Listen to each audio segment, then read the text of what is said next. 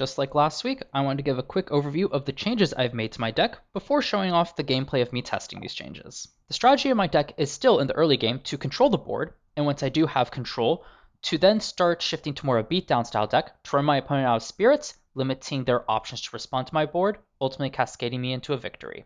No changes to my top end, being the 3 Capital, 3 Globby. The only real change is more how I view these cards. I don't think these are great control options, especially in the early game, as they can so easily be punished and it's a ton of resources to set them up. Rather, I see these as great ways to shift to the beatdown style to really steamroll my opponent out of the game, as Capricorn's ability to call Foamee from the underworld, and since there's Foamee on attack, they can attack right away, meaning that's starting to expend my opponent's spirits, on top of Capricorn's 2 spirits, usually expending 1 against 1 spirits, and Globby's ability to accelerate those water just lets me set up bigger attackers to expend more spirits from my opponent's spirit deck. And of course, the draw one is just nice to see more. Of course, still running the 3 Foamee, as they are phenomenal for thinning the deck and keeping up on board. And of course, 3 Tad Puff, making it real easy to ascend into my Capital and Globby. The other difference in how I'm playing the deck right now is I'm viewing Tad Puff less as a way to get Capital and Globby up as quick as possible, but rather as a way, if I have control of the board, to keep whatever I have on board and just be able to ascend up into a Capital Globby completely independent of that. And that just means I'll have more Elestrals on board, which makes it harder for my opponent to deal with. Even just like another Foamee or the new card Mustachian plus a Capital and Globby is a great start to just start beating down your opponent. Really makes it hard for them to respond to all those threats. A new card in our water lineup is 3 Mustachian. This card was revealed the day after I actually recorded my last gameplay footage, and when I saw this, I thought this was a perfect fit for the deck, as it has the ability to expend 1 water spirit to switch its attack and defense stat until the end phase, and also being able to do that during your opponent's turn when they enchant an Elestral. Just means this thing's going to be really hard to knock out on your opponent's turn, whether it's an attack or defense, as well as just being a phenomenal attacker on our turn, as that 6 attack's going to hit over a lot of stuff, especially, or pretty much most stuff, especially at the 1 spirit cost line. It also has phenomenal synergy with Foamee, as Foamee, we'll call it in defense, meaning a 6 defense Elestral on board is going to be really tough for your opponent to hit over. So all in all, I think this is a perfect control tool that synergizes with everything that this deck is really wanting to do. Looking at the rest of my Elestrals, I still run a 2-2 split of Pelliquarius and Sorlet. Nothing else to say about Sorlet, but for Pelliquarius, this is something that a card I'm considering dropping, as it really doesn't do much on the control side of things. But that being said, though, I still like it to be able to search out my tools, and it is a nice card to have, as most of my deck is very reactionary, meaning if my opponent really doesn't do much, or there's nothing much for me to respond to on their board, it's nice to have a card that I can play and it sets me up for next turn, a more proactive play. And it's also not like Pelliquarius can't answer stuff on board. I run some buff tools down in my runes that can definitely boost up Pelliquarius' attack, so you can still attack over stuff, but also take advantage of setting up for next turn. So I still think there's some merit to this card. I just don't know if most of the time we're going to be able to capitalize on that merit in this deck, or if it's just going to feel too slow for it. My final Elestral and new inclusion is 3 P-Gust. Frankly put, previous iteration of my deck had terrible rune control. Tornado was not cutting it at all, because people are setting more than just 1 counter rune, or really just setting more than 1 rune to bait stuff like Tornado. And especially since Tornado doesn't destroy, never felt that great. But P-Gust here feels phenomenal, at least in theory. My idea is that if I see a lot of runes in my opponent's back row, I get to play P-Gust out and get rid of one of them instantly. And since it's a destruction, not a bounce, that means I do not have to deal with it unless my opponent somehow recurs it back to hand, which I really like. But on top of that, same thing with Pelliquarius, I have cards that can buff my P-Gust, meaning it can start answering the board despite only having 2 attack.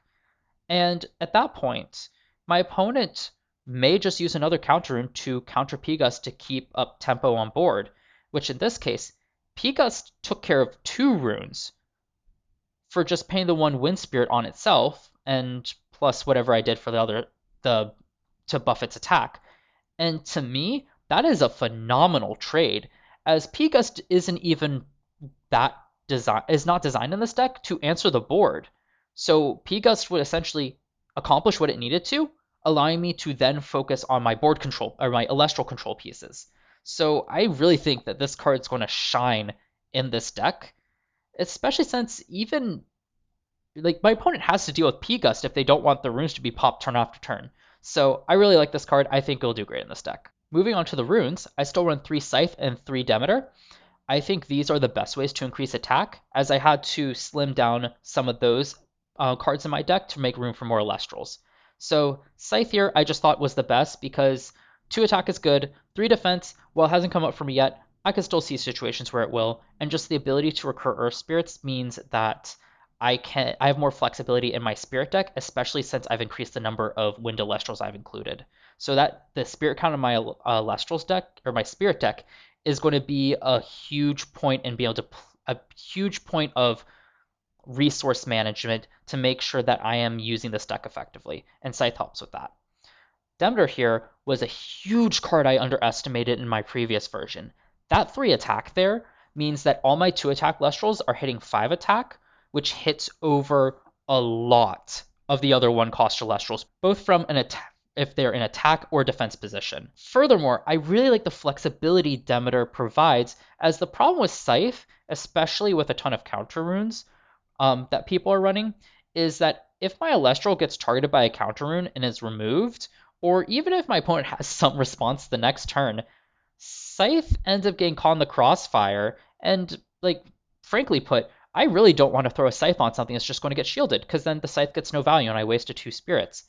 Demeter, on the other hand, is not linked to the Elestral in that way, meaning I am free to give the Elestral plus 3 attack and risk that, and I won't lose the Demeter. It just means that my opponent either has to answer Demeter with some sort of rune removal, or I'll be able to use her effect again in a future turn to also try to make that same kind of trade. Another note with Demeter is I found that I really prefer just enchanting it with 2 runes, because I don't really Nexus at all in this deck, so getting 2 runes worth out of it means I give 6 attack to stuff to try to control the board when it's most necessary. And it also means that if my opponent has rune removal, I'm really not losing out on more spirits than I need to, which with a high spirit cost count deck, I think is very important. I also run it at 3, so if I really need another one, should be able to pretty easily draw into it to use it. So I think that's about it on my notes for Demeter. I really underestimated this card, and I really like how it synergizes with the deck. The final Earth rune I run is Earthquake. The main reason I wanted to include green in this deck, as since this deck relies a lot on building up high attacking Elestrals on the board to answer your opponent's stuff, it can be really hard if you fall behind in that race and your opponent just sets up something stronger. And Earthquake is just such an easy out to it. Though that being said, I cut it down to only 2 because I do have all those answers on board, and I really want to leverage being able to attack over stuff with my Elestrals and use that tempo. So therefore, I don't think running multiple Earthquake is necessary if I have other ways to answer it. I just need Earthquake when I'm in a pinch. I still run the 3-2 split of Shield of Achilles and Poison Tip Arrow. Shield of Achilles is pretty self-explanatory, phenomenal counter rune. I only run 2 Poison Tip Arrow because I have so many ways of controlling the board that I don't need as many counter runes. Now, I do like Poison Tip Arrow over, say, Eye of the Gorgon. I believe that's what the card is called. Oh, it's Gorgon's Gaze. Oops. But anywho, the reason I like Poison Tip Arrow over Gorgon's Gaze is for this deck alone, I think Poison Tip Arrow provides a better flexibility to the deck than Gorgon's Gaze. I know I made it sound in previous videos that I really don't like Gorgon's Gaze, but after thinking about it a bit more, I definitely see use for Gorgon's Gaze, and I don't think it's as bad as I initially thought it would be. That being said, though, I prefer Poison Tip Arrow because it can only cost me 1 spirit and still disrupt stuff. Sure, it won't always disrupt stuff to the point where my opponent can't do anything, but it's not like it's the end of the world. Like, if they still attack over a Foamee, I still get to float into something. And then on top of that, I like the flexibility between being able to choose to expend a spirit to destroy it, effectively answering it, which is something Gorgon's Gaze does not do. But I can also choose not to expend that spirit if I do have a way to attack over it next turn. And in which case, sometimes I have fantastic effects that proc off of destroying Elestrals, like Scythe and Capricorn. So the best way to break it down is I like the flexibility in the spirit cost of this card, and I like that I also have the flexibility in choosing to destroy or leave it up, two things that Gorgon's Gaze does not have. Rounding out the rest of my deck, I run 2 Nectar of the Gods, same as last time. This is definitely a card I'm curious what it feel like to run no copies, because the 2 spirit cost still feels pretty high, but I do like the draw 2. It lets me see 2 more pieces, so it's something that I think I'll test out once I've really kind of ironed out the overall play style and ratios of the deck. I already made some big changes. I really didn't want to make any more, but something to definitely test when optimizing this deck further. Finally, I also run 3 Ambrosia. This card I feel like is so crucial for a deck that's trying to balance 3 elements, as I use this card when I specifically need spirits that are in my underworld to play certain cards. And just having Ambrosia to just recur those back is so nice. That being said, though, I'm starting to wonder 3 might be a bit too many copies, as until I'm ready to actually utilize their effect to recur specific spirits, it's kind of a dead card in hand. I don't think it's a terrible dead card to have in hand, as I'm really trying to play into the late game, meaning I most likely will get value out of it. But I'm starting to wonder if maybe 3s will end up clogging up my hand when I could have more reactionary pieces, which should up my win percentage if I'm have more responses as opposed to more dead cards in hand. I don't know, just a small optimization to test out once I'm more optimizing this deck versus trying to solve a huge issue of having a lack of Elestrals. Onto my spirit count, I run 3 Lycris, 6 Teratlas, and 11 Leviathan. So the reason for this ratio is my wins Elestrals are really there to initiate control. In the late game, I don't think they will be as necessary. And even in the late game, I can always recur them with Ambrosia if I need like a P-Gust. So my thought process behind 3 is it allows me access to 2 of these Elestrals, as well as the ability to either re-enchant P-Gust if necessary, or use Sorlet's ability. I think 2 would be a bit too much, as once I use them with Sorlet, that's it, and I'm kind of locked out of my P-Gust and Peliquarius. So that's why I think 3 feels the best. I run 6 Teratlases with the idea of I can play 1 copy of each of these, since I really only play Demeter of 2 spirits. And then on top of that, if I need to start playing an extra copy, I should hopefully have Ambrosia, or I've been recurring stuff with Scythe anyway to have the spirits to play them.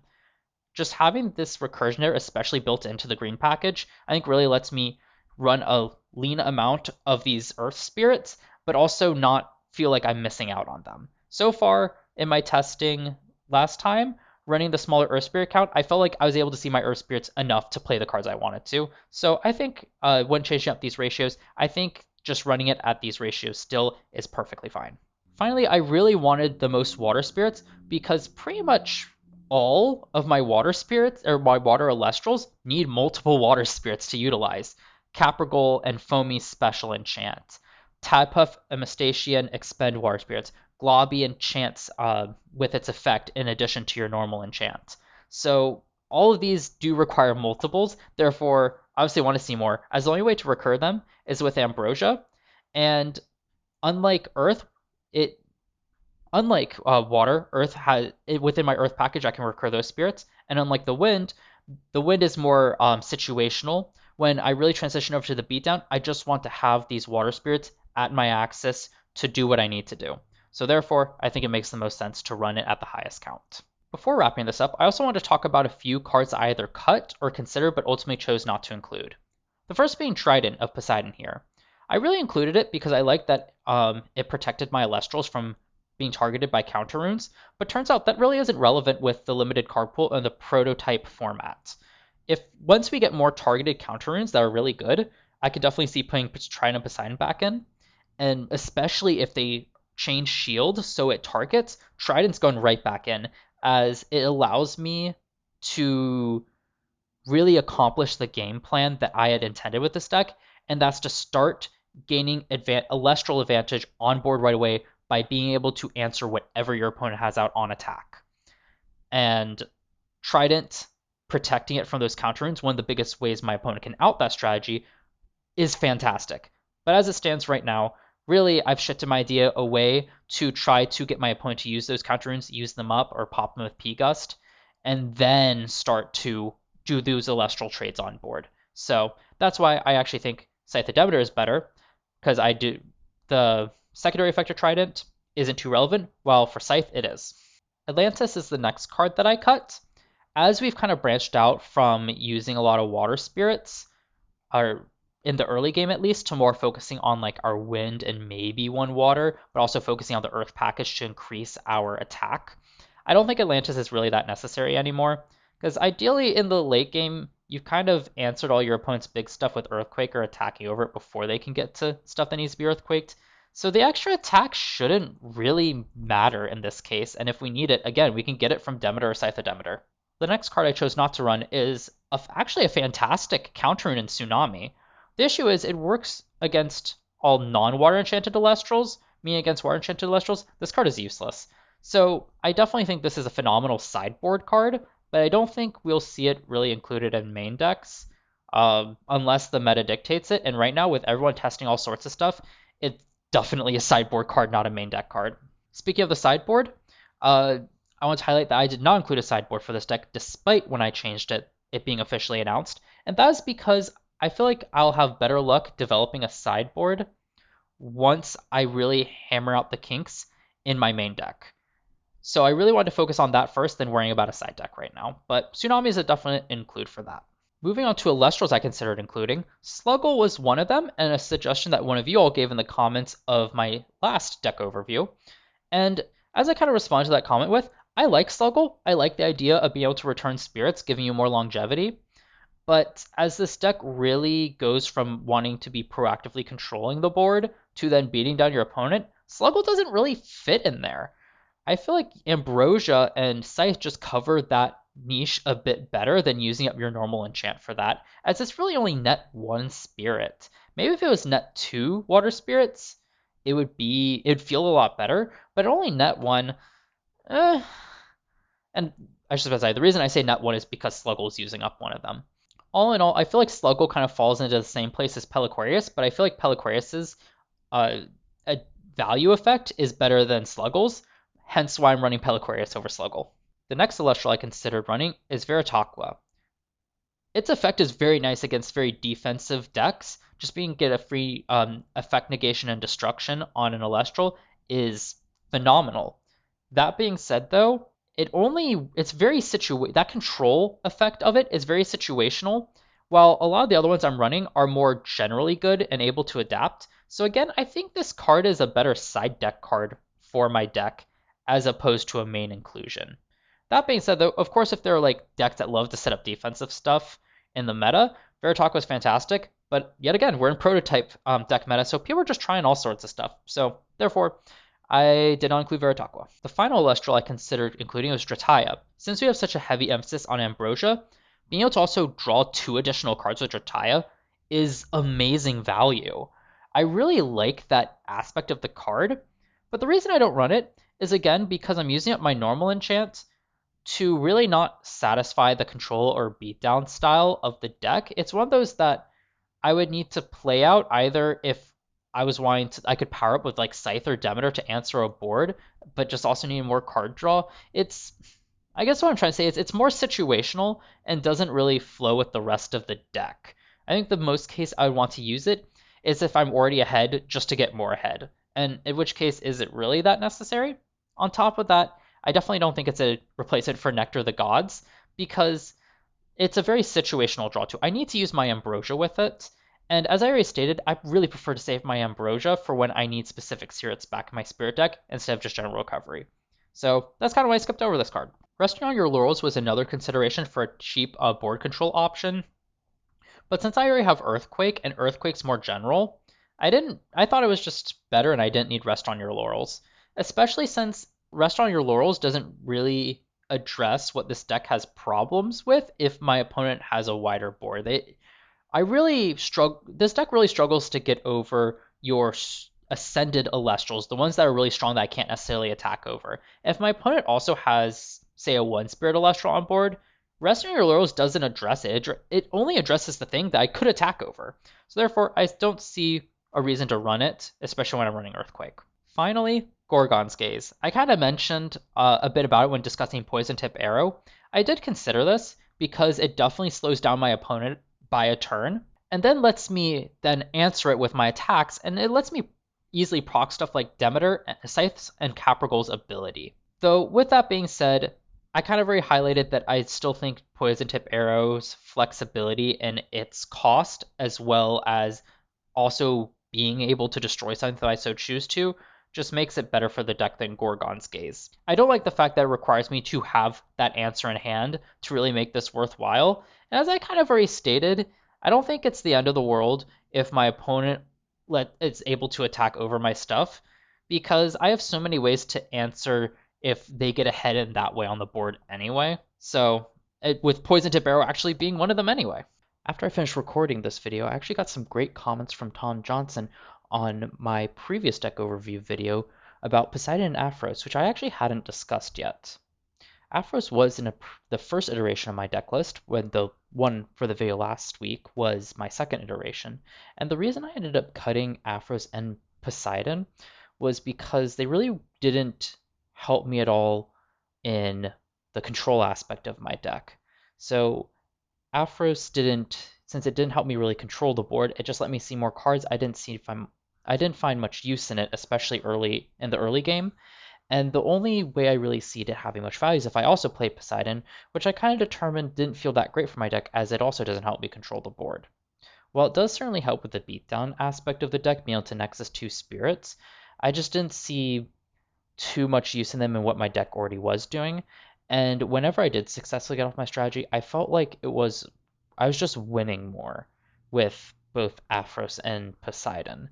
And thus I decided to cut them from my deck to focus more on the beatdown, just being, as you saw with Glabi and Caprigol, and really adding in all those control tools. These were at least my thoughts when building this iteration of the deck and not including these two cards. That being said though, at the time of me filming this, afterwards I'm going to be filming another brief wrap up on my testing of this new version, where I'll actually be discussing my thoughts on these cards yet again. So you can look forward to that once all the gameplay footage for this testing is out. So those are the changes I've made to my deck.